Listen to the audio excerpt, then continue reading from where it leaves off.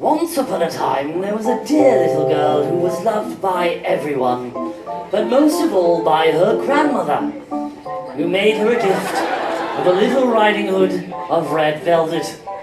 It suited the child so well that she would never wear anything else, so she was always called Little Red Riding Hood. One day, her mother said to her, "Come, Little Red Riding Hood, here is a piece of cake and a bottle of wine. Take them to your grandmother. She is ill and weak, and they will do her good." The young daughter smiled at her mother's request. She loved walking through the wood to her grandmother's house and always found the most beautiful wild flowers to pick along the way. "Set out before it gets too hot," her mother continued.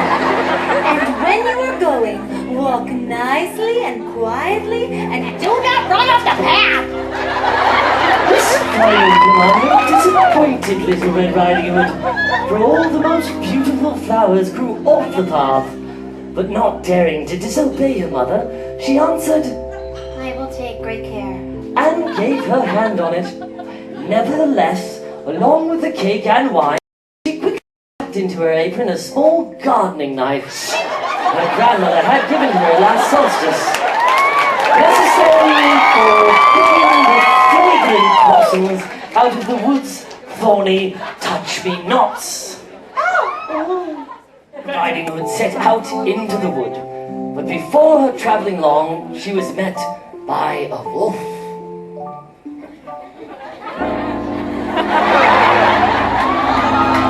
She did not know what a wicked creature he was, and was not afraid of him at all.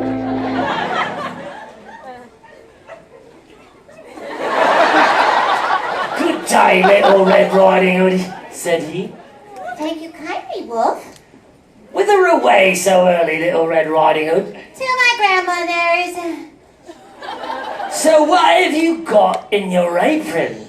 "Oh, cake and wine. My poor sick grandmother is to have something good to make her stronger."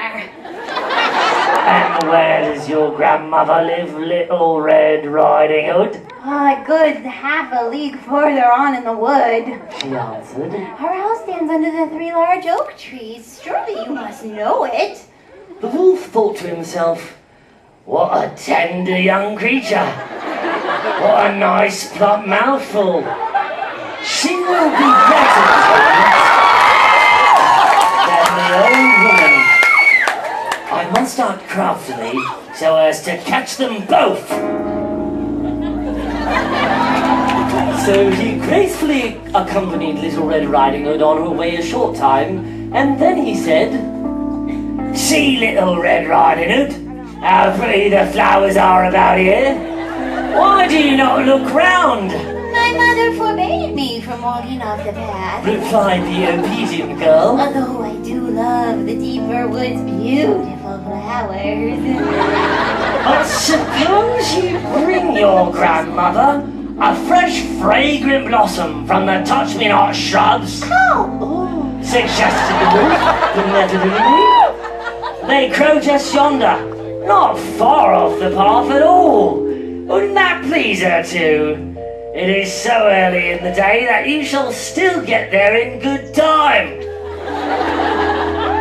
Of course, Little Red Riding Hood knew just the fragrant blossoms of which her good-natured companions spoke, and since the suggestion came from such an evidently well-meaning elder, she decided to leave the path and seek out the flowers.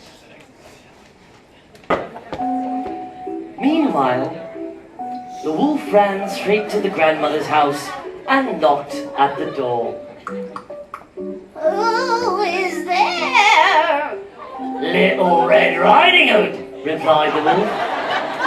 "I bring you cake and wine, grandmother." As soon as the door was opened, the wolf sprang inside, and before the poor grandmother even realized her mistake, he devoured her.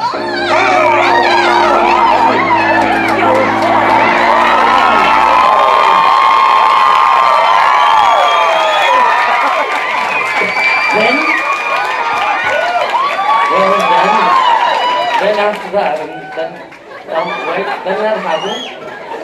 Then he put on her clothes. Little Red Riding Hood, however, had been running about picking flowers with a small gardening knife. And when she gathered so many that she could carry no more, she remembered her grandmother and set out on her way to her.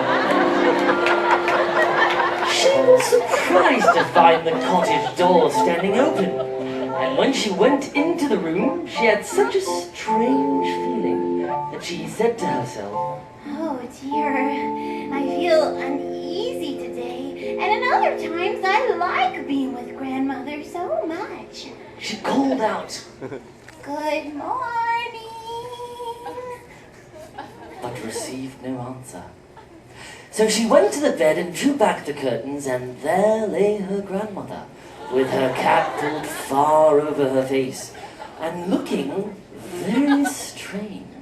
"Oh, grandmother, what big ears you have."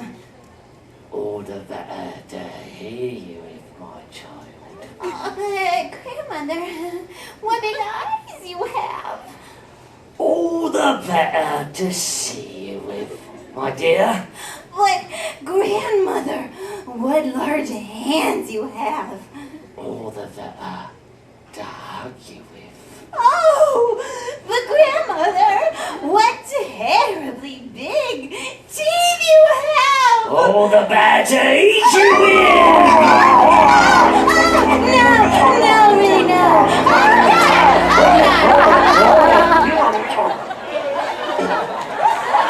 One wolf had appeased his appetite, lay down again in bed, fell asleep, and began to snore.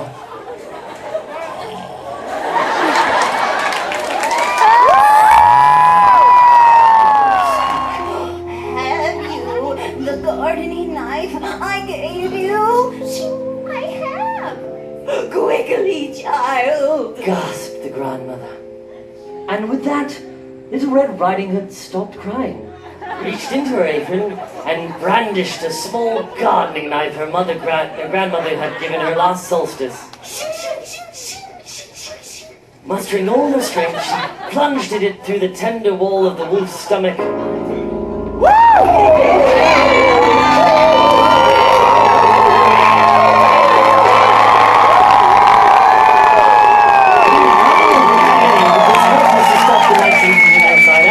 Splitting him clean open from belly to throat.